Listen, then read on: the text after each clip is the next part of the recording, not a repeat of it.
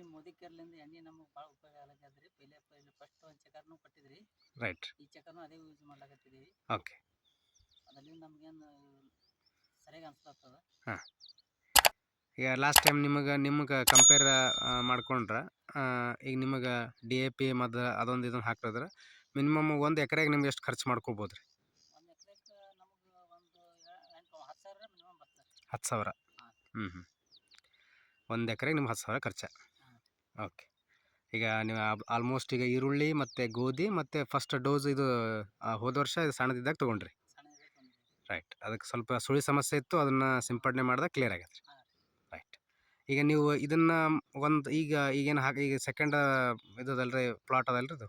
ಹಾಂ, ಇದು second. Okay. ಈಗ ಒಂದು ಸಿಂಪಡಣೆ ಮಾಡಿರಿ, ಆದ್ಮೇಲೆ ನಿಮ್ಗೆ ಯಾವ ರೀತಿ ಫಲಿತಾಂಶ ಬಂದಮೇಲೆ ಮತ್ತೆ ಮುಂದೆ ಕಂಟಿನ್ಯೂ ಮಾಡಕಂತ್ರಿ. ರೈಟ್ ರೀ?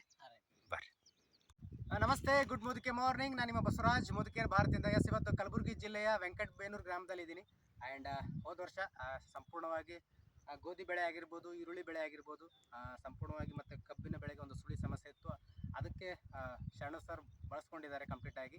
ಆ್ಯಂಡ್ ಇವತ್ತು ಕಬ್ಬು ಕಂಪ್ಲೀಟ್ ಆಗಿದೆ. ಆ್ಯಂಡ್ ಸೆಕೆಂಡ್ ಬೆಳೆ ಆಗೋದ್ರಿಂದ ಇದಕ್ಕೆ ಸಂಪೂರ್ಣವಾಗಿ ನಮ್ಮ ಮೋದಿಕೇರ್ ಸಂಜೀವಿನಿ ಉತ್ಪನ್ನಗಳನ್ನು ಬಳಸ್ಕೋತಾ ಇದ್ದಾರೆ. ಆ್ಯಂಡ್ ಕಂಪ್ಲೀಟಾಗಿ ಇದರ ಒಂದು ಫಲಿತಾಂಶ ನಿಮಗೆ ಒಂದು 15 ದಿನದ ನಂತರ ಸಿಗುತ್ತೆ ಅಂತ ಹೇಳಕ್ಕೆ ಇಷ್ಟಪಡ್ತೀನಿ.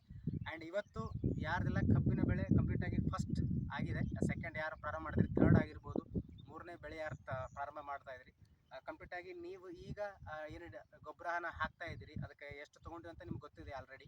ಆ್ಯಂಡ್ ಈಗ ನಮ್ಮ ಒಂದು ಉತ್ಪನ್ನ ಬಳಸೋದ್ರಿಂದ ನಿಮಗೆ ಒಂದು ಕಡಿಮೆ ಖರ್ಚಿನಲ್ಲಿ ಸಿಗುತ್ತೆ. ಆ್ಯಂಡ್ ಇವತ್ತೇನು DAP ಅನ್ನು ಹಾಕ್ತಾ ಇದ್ದೀರಿ ಡೆಫಿನೆಟ್ಲಿ ಅಷ್ಟೇ ಒಂದು ಟನ್ ಗಟ್ಟಲೆ ನಿಮಗೆ ಬರ್ಬೋದು.